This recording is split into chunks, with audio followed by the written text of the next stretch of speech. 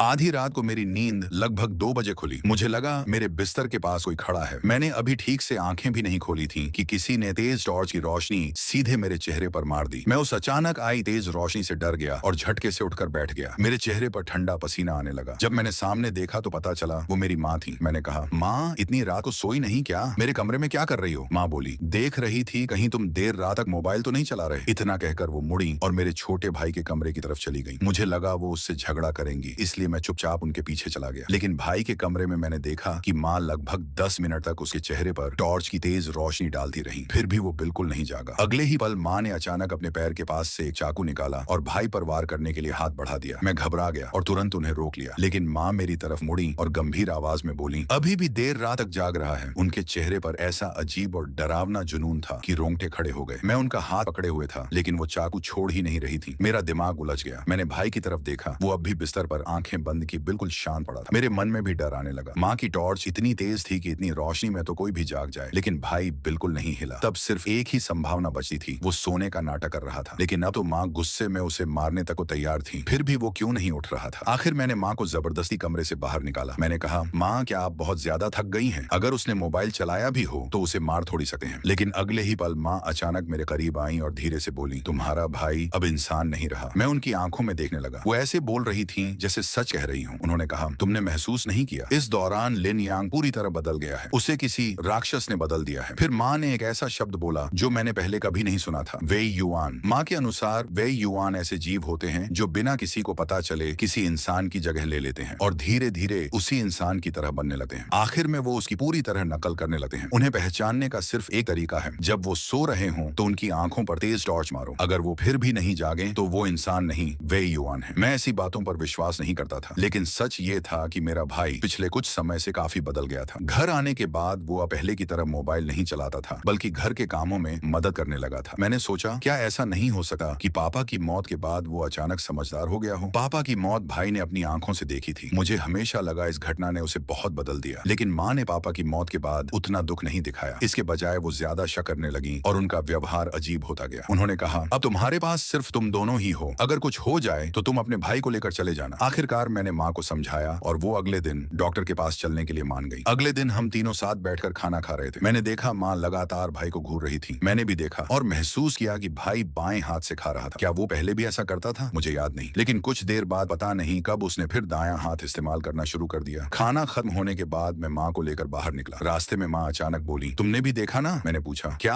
माँ बोली, मैं पूरे समय उसे देख रही थी। वो हर निवाला ठीक 20 बार चबाता है, न एक बार ज्यादा न कम। मैंने कहा, आप हर चीज पर इतना ध्यान क्यों देती हैं? हो सकता है उसे बस आदत हो। क्या जो भी 20 बार चबाए वो राक्षस हो जाता है? माँ बोली, तुम अभी विश्वास नहीं करते, लेकिन एक दिन मैं तुम्हें यकीन दिलाऊंगी। अस्पताल पहुंचने के बाद डॉक्टर ने मुझे अकेले अपने कमरे में बुलाया। उन्होंने कहा, परिवार के लोगों के प्रति अत्यधिक शक, लगातार डर और नुकसान पहुंचाने वाले भ्रम, ये भ्रम संबंधी मानसिक विकार के लक्षण हैं। साथ में चिंता और उत्तेजना भी दिखाई दे रही है। ये एक मानसिक बीमारी है। मैंने पूछा, तो अब मेरी माँ का इलाज कैसे होगा? डॉक्टर बोले, हम उन्हें अस्पताल में भर्ती करने की सलाह देते हैं। माँ भर्ती हो गई और मैं घर लौटने लगा। लेकिन तभी माँ ने अचानक मेरा हाथ पकड़ लिया और बोली, उससे सावधान रहना, वो तुम्हारा भाई नहीं है। मेरी बात याद रखना। अगर भरोसा नहीं है तो मेरे कमरे में जाकर देख लेना। मैं बाहर निकल गया। तभी गलियारे में एक ऑफिस से जोर की बहस की आवाज आई। एक महिला डॉक्टर से कह रही थी, डॉक्टर वांग, एक बार फिर ध्यान से देखिए, वो मेरी बेटी याओ याओ नहीं है। उसे किसी राक्षस ने बदल दिया है। डॉक्टर ने शांत होकर कहा, मैडम ली, कृपया शांत हो जाइए। आपकी बेटी का सीटी और MRI सब हो चुका है, कोई बीमारी नहीं मिली। महिला चिल्लाकर बोली, मैं कह चुकी हूँ वो पागल नहीं है, उसे बदल दिया गया है। जो वहाँ बैठा है वो सिर्फ एक खाली खोल है, कोई और चीज है। आप लोग क्यों नहीं मानते? घर लौटकर मैंने माँ के कमरे में एक किताब देखी। उस पर लिखा था, राक्षसों बदले हुए लोगों की पहचान कैसे करें। मैं कुछ देर पढ़ ही रहा था कि बाहर हल्की आवाज आई। मैं बाहर गया तो देखा मेरा छोटा भाई मेरे फेंके हुए ड्राफ्ट पेपर खा रहा था। उसने मुझे देखकर कहा, सॉरी भैया, मैंने तुम्हारे पेपर खा लिए, कल नए ला दूंगा। मैंने कहा, कोई बात नहीं, वैसे भी मुझे नहीं चाहिए थे, लेकिन ये कब से कर रहे हो? वो बोला, ये अस्थायी आदत है। तनाव की वजह से होने वाला अजीब व्यवहार किशोरों में आम है। मुझे पता था ऐसी चीजें होती हैं, लेकिन जो बात डराने वाली थी वो ये नहीं थी कि वो कागज खा रहा था, बल्कि ये थी कि आम इंसान शर्मिंदा होता, लेकिन वो बिल्कुल शांत होकर अपने अजीब व्यवहार को समझा रहा था। मैंने कहा, ठीक है, खाओ, बस आवाज मत करना। रात के 12 बजे तक मैं अपने कमरे में रहा, लेकिन भाई को लेकर डर बना रहा। मैंने टॉर्च उठाई और वैसे ही किया जैसा माँ करती थी। मैं उसके कमरे में गया और उसकी आंखों पर तेज रोशनी डाली। मैं सोच रहा था कि वो नहीं जागेगा, लेकिन कुछ सेकंड बाद उसने अचानक आंखें खोल दी। क्या कर रहे हो? मैं बोला, देख रहा था कहीं रात भर मोबाइल तो नहीं चला रहे। वो बोला, आंख खोलने का मतलब मोबाइल चलाना होता है। फिर उसने कहा, तुम्हें लगता है मैं कुछ समय से अजीब हूँ, है ना? मैं बोला, तो तुम्हें भी पता है तुम नॉर्मल नहीं हो। वो धीरे से बोला, मैं बहुत समय से एक राज छुपा रहा हूँ और किसी को नहीं पता। पापा को माँ ने मारा था। मैं चौंक गया। क्या बकवास कर रहे हो? वो बोला, मैं सच कह रहा हूँ, माँ ने पापा को धक्का दिया था। मैंने कहा, मैं नहीं मानता, माँ ऐसा नहीं कर सकती। उसने जवाब दिया, तो जाकर माँ से पूछ लो। अगली सुबह मैं अस्पताल गया और माँ से पूछा, पापा की मौत कैसे हुई? माँ ने शांत होकर कहा, मैंने उन्हें मारा था, मुझे लगा दुनिया पागल हो गई है। पहले माँ कहती है, भाई राक्षस है। अब भाई कह रहा है माँ ने पापा को मारा। आखिर झूठ कौन बोल रहा है? फिर माँ बोली, लेकिन मैंने ऐसा इसलिए किया क्योंकि तुम्हारे पापा ने मुझसे कहा था। मैंने पूछा, क्यों? माँ बोली, तुम्हारे पापा को पता चल गया था कि वो खुद उस चीज में बदल रहे हैं। उन्होंने मुझसे कहा कि पूरी तरह बदलने से पहले उन्हें खत्म कर दूं। यही परिवार को बचाने का तरीका था। फिर माँ ने मुझे आधे साल पुरानी घर की CCTV वीडियो दिखाई। मैंने कहा, नहीं पापा, ऐसा कैसे हो सकते हैं? वो तो पहले बिल्कुल सामान्य थे और ये चीज फैलती भी नहीं। माँ बोली, किसने कहा नहीं फैलती? तुम्हारे पापा के अंदर जो चीज आई थी वो उनके दोस्त से आई थी। अगर वो किताब न मिलती तो मुझे कभी पता नहीं चलता कि उन्हें बदल दिया गया था। फिर माँ ने मेरा हाथ कसकर पकड़ा, तुम्हें आज रात ही अपने भाई के अंदर वाली चीज को खत्म करना होगा, नहीं तो हम सब मर जाएंगे। रात के 2 बजे मैं चाकू लेकर भाई के कमरे में गया, लेकिन वो बिस्तर पर नहीं था। मैं सोच ही रहा था कि वो कहाँ गया। फिर अचानक पीछे से आवाज आई और वो कोई और नहीं बल्कि राक्षस बन चुका छोटा भाई था। भाई, तुम सच में महान हो या फिर तुम भी मुझे ही दोष दे रहे हो? क्या तुम्हें पहले से नहीं पता था? नहीं तो तुम चाकू लेकर मेरे कमरे में क्यों आते? लेकिन क्या तुम्हें लगता है कि एक टूटी सी सब्जी काटने वाली छुरी मुझे मार सकती है? मैं तो बस देखने आया था कि